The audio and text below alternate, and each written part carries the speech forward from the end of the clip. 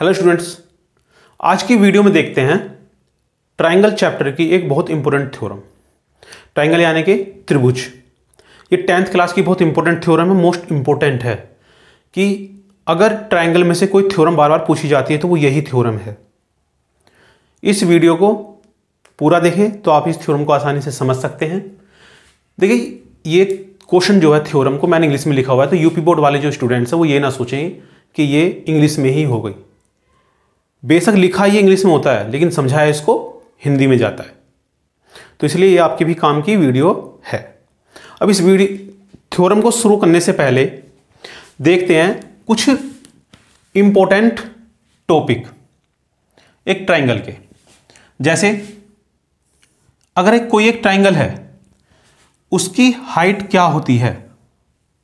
अगर एक ट्रायंगल मैं ये मान लूं तो जो इसके आधार या बेस के जो सबसे हाइट जो पॉइंट होता है उसको इसकी बोलते हैं हाइट, जो यहां से 90 डिग्री का एंगल बनाती है, ये हाइट होती है। लेकिन अगर एक ट्रायंगल कुछ ऐसा बना दिया जाए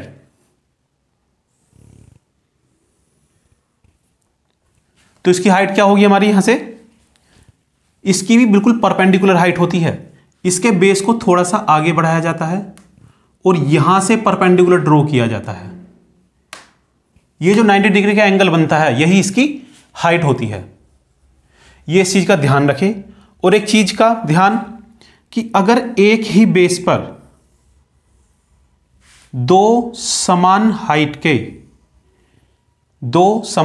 के ट्रायंगल्स बने हुए हैं तो उनका एरिया ऑलवेज समान होता है। जैसे कैसे कि बेस तो इसका हो गया हमारा ए और बी, अगर इन दोनों की हाइट सेम है तो इसका फॉर्मूला जो होता है ट्रायंगल के एरिया का वो होता है 1/2 बेस इंटू हाइट, आधार गुणा ऊंचाई। इन दोनों का बेस ए बी है, हाइट दोनों की सेम है, तो इसलिए इन दोनों का जो एरिया होगा वो बराबर होता है। इसको पहले ध्यान रखना है क्योंकि इस थ्योरम के अंदर ये बहुत ज्यादा इंपॉर्टेंट रूल हैं। अब इस थ्योरम को शुरू करते हैं यहां से। इस थ्योरम को दो अदर नाम से भी जाना जाता है। पहला इसका नाम होता है बीपीटी और दूसरा नाम होता है इसका Thales theorem. BPT basic proportionality theorem. इसमें ये थ्योरम क्या है हमारे पास में, ये थ्योरम है कि if a line is drawn parallel to one of side of a triangle intersecting the other two sides then it divides the two sides in the same ratio. ये कह रहा है कि हमारे पास एक ट्राइंगल है, एक ट्राइंगल में उसके किसी एक साइड के पैरेलल एक लाइन खींची गई है जो अदर दोनों लाइनों को काटती हुई जा रही है, इंटरसेक्ट कर रही है। तो ये प्रूफ कर दो कि जो अदर टू साइड्स हैं वो सेम रेशियो में होंगी। इसको बोलते हैं थेल्स थ्योरम। इसका पहले डायग्राम ड्रॉ कर लेते हैं। डायग्राम में एक ट्राइंगल ड्रॉ करेंगे। ट्राइंगल हमारे पास में ये है ए बी सी। इसमें हमने इस बेस के पैरेलल एक लाइन ड्रॉ कर ली, वो होगी डी और ई। ये हो गया। अब हमें ये प्रूफ करना क्या है इसके अंदर में कि जो हमारी जो अदर टू साइड्स हैं, एक साइड के पैरेलल तो हमने ये लाइन को ड्रॉ किया हुआ है पैरेलल, और ये अदर टू साइड्स बची ए बी और ए सी, ये जो सेम रेशियो में होंगी। यानी कि हमें प्रूफ क्या करना है, यहां से प्रूफ करना है हमें यहां से कि जो दो अदर साइड्स हैं, कौन सी, ए बी, ये इस रेशियो में होंगी। A D divide by B D is equals to A E divide by E C. हमें यहां से ये प्रूफ करना है। अब इसमें सबसे पहला पॉइंट होता है गिवन, दूसरा प्रूफ, और तीसरा होता है इसके अंदर कंस्ट्रक्शन। कंस्ट्रक्शन इसके अंदर में होगी। कंस्ट्रक्शन में हम क्या करेंगे कि यहां से इस डी पॉइंट को ई से मिला देंगे और यहां से इस ई डी पॉइंट को सी से मिला देंगे। और अब इस ट्राइंगल के अंदर ई पॉइंट से इस पे ड्रॉ करेंगे एक परपेंडिकुलर यानी कि लंब। ये हमने इस पे लंब ड्रॉ कर दिया। इसको मान लेते हैं हम एक एम, और अब इस पॉइंट से करेंगे यहां भी एक परपेंडिकुलर ड्रॉ लंब। और इस पॉइंट को मान लेते हैं n। ये हो गया हमारा कंस्ट्रक्शन। अब इसमें क्या होगा, देखिए अब हमारे पास में यहां से इसमें प्रूफ करने के लिए सबसे पहले इस लाइन को बेस मानकर दो ट्राइंगल बनाएंगे, फिर इस लाइन को बेस मानकर फिर दो ट्राइंगल बनाएंगे। इस तरीके से इसको सोल्व किया जाएगा। अब आते हैं सबसे पहले छोटे ट्राइंगल ADE में। इन ट्राइंगल ADE, अब यहां पर ये देखें कि जो ट्राइंगल ये है ADE, ये इससे एक परपेंडिकुलर डिस्टेंस ड्रॉ की गई है यहां से पॉइंट E से इस लाइन पर। तो अगर मैं इसको छोटा सा ड्रॉ करूं तो ये कुछ ऐसे बनेगा यहां से, जिसपे कि एक ये M पॉइंट बना हुआ है, D यहां, E यहां और ये E यहां पर है, AED। ये इसका हाइट होगी और ये इसका बेस आधार होगा। तो यहां से इसका फॉर्मूला क्या होगा, अब हम इसका एरिया निकालेंगे। एरिया ADE, इसकी हाइट तो होगी EM या ME, जो भी आप लेना चाहें, 1/2, बेस तो होगा इसका AD और हाइट होगी इसकी ME। यहां से ये हो गया। अब ट्राइंगल एक इसके अंदर में और बना हुआ है, यहां से पहले इस लाइन को बेस, फिर इस लाइन को बेस, यहां से फिर इस लाइन को बेस, फिर इस लाइन को बेस, DEB। ये एक और ट्राइंगल बना हुआ है DEB, और ये ट्राइंगल कुछ इस तरीके से बना हुआ होगा। अब ये जो हाइट होगी इसकी, यही इसकी हाइट है E और M। ये E और M यहां भी इसकी हाइट बन जाएगी। तो अगर हम इसका एरिया निकालना चाहें, एरिया D ट्राइंगल का BED, इसका एरिया होगा 1/2। बेस तो होगा इसका DB, BD इसका बेस हो गया, और इसकी हाइट क्या होगी, ये भी ME होगी इसकी हाइट। यहां से हमने इसकी हाइट निकाल ली। अब करेंगे क्या, यहां से इन दोनों को डिवाइड करेंगे यहां से आपस में। अब इन दोनों का निकालेंगे रेशियो। कैसे, एरिया ADE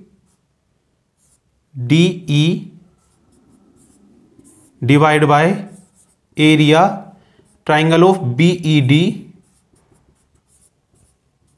1/2, बेस क्या होगा इसका AD गुणा हाइट ME, और यहां से करेंगे डिवाइड इसको BD, ये ME। अब यहां से देख सकते हैं ये 1/2 दोनों कॉमन, ये कट गए यहां से, ये दोनों यहां से कट गए।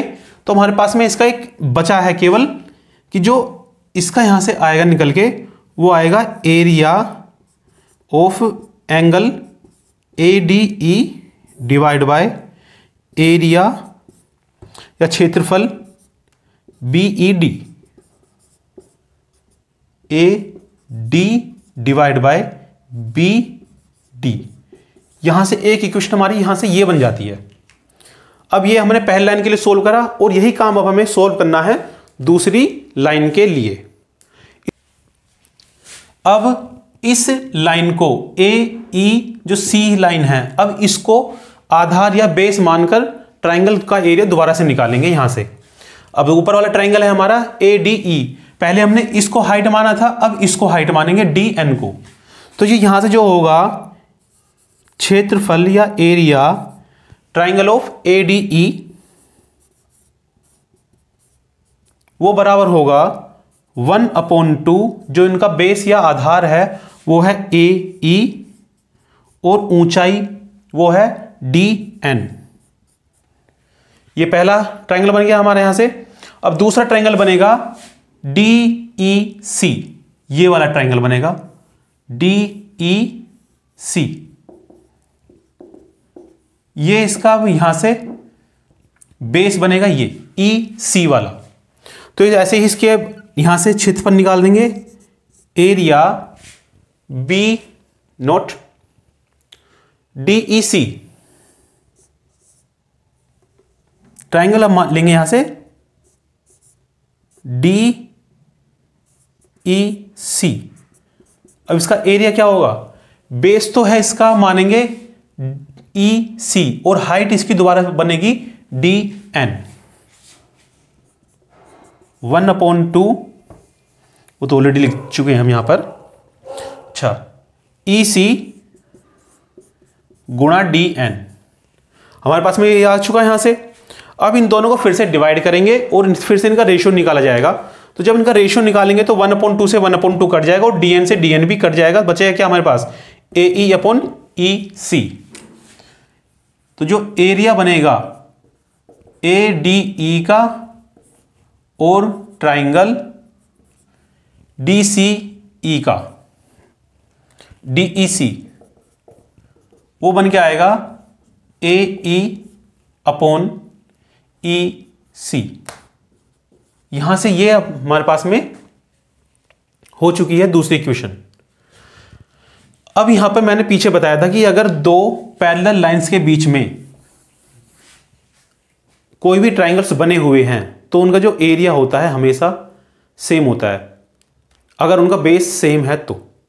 हाइट तो उनकी हमेशा सेम ही होती है, क्योंकि पैरेलल जो लाइन होती हैं, समांतर जो लाइंस होती हैं, उनके बीच का जो गैप होता है, जो दूरी होती है, वो हमेशा समान रहती है। बस उसका बेस सेम होना चाहिए, तो उसका एरिया का जो ट्राइंगल्स का एरिया होगा वो भी दोनों सेम होंगे। तो अब यहां देख सकते हैं कि हमारे दो ट्राइंगल बने थे, DBED और DEC। इन दोनों का बेस यही है DE, और हाइट दोनों की सेम होगी। यानी कि जब इसका बेस भी सेम है और हाइट भी सेम है तो इन दोनों का एरिया बराबर होगा। लिख देंगे यहां से, because triangle BED and triangle DEC are made between parallel lines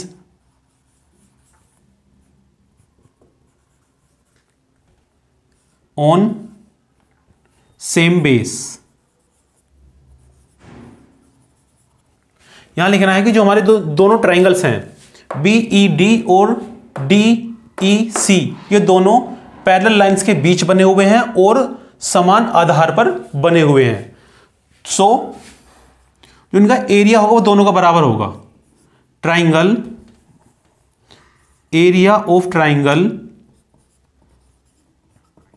BED is equals to area of triangle DEC।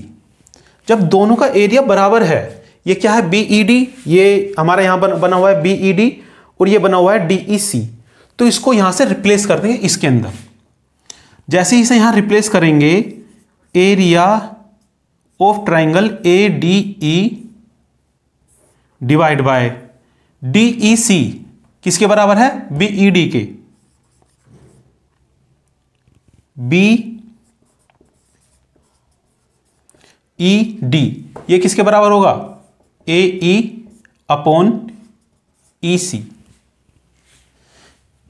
इसे क्वेश्चन नंबर 2 इसे मान लेते हैं।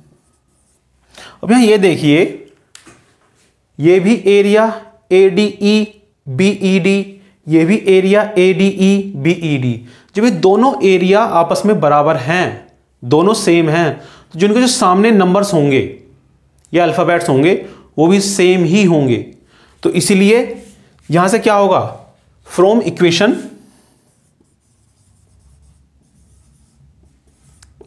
1 और 2। अब यहां से इक्वेशन 1 और 2 से हमें क्या पता चल रहा है कि ये दोनों हैं AD/BD और AE/EC, ये दोनों आपस में बराबर होंगे। तो इसलिए यहां से हमारा प्रूफ हो जाएगा कि AD/BD is equals to AE/EC।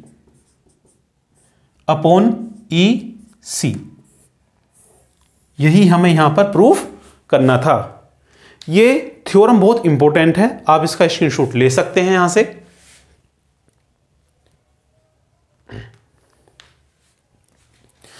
ये थी आज की वीडियो में एक ट्रायंगल की थ्योरम, जो कि लगभग हर साल के आसपास ट्रायंगल चैप्टर से पूछी जाती है। और जो आगे जितनी भी थ्योरम्स हैं चैप्टर में, उन सब के लिए बेस का काम करती है। तो ये जब तक क्लियर नहीं होगी, आगे के सवाल अधूरे रहेंगे। तो आप इसको आराम से कीजिए और अपने जो आगे के सवाल हैं उनको आसान आप बना लीजिए। तो एक मिलते हैं फिर अगली वीडियो में। जब तक के लिए वीडियो को लाइक करें, शेयर करें और चैनल को सब्सक्राइब करें। Thank you.